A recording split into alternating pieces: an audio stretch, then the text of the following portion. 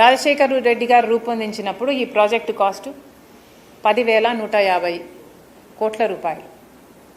ఆ రోజు ఉద్దేశం ఈ ప్రాజెక్టు 194 టీఎంసీలు నీళ్లు హోల్డ్ చేయగల ప్రాజెక్ట్ ఇది. ఈ ప్రాజెక్టు ఫుల్ స్టోరేజ్ కెపాసిటీ ఆ రోజుకి 45.7 మీటర్లు. ఈ ప్రాజెక్టుని ఇలా కడితేనే అది పోలవరం ప్రాజెక్ట్.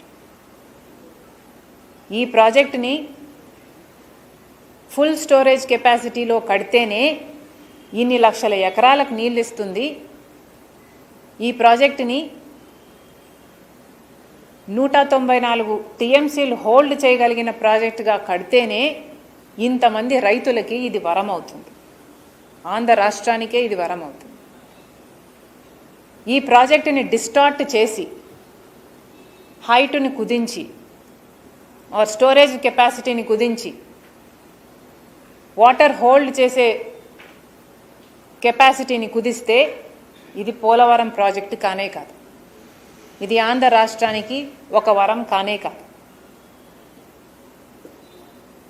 కానీ రాజశేఖర్ రెడ్డి గారు వెళ్ళిపోయిన తర్వాత ఈ ప్రాజెక్టు నిజంగానే అటకెక్కింది.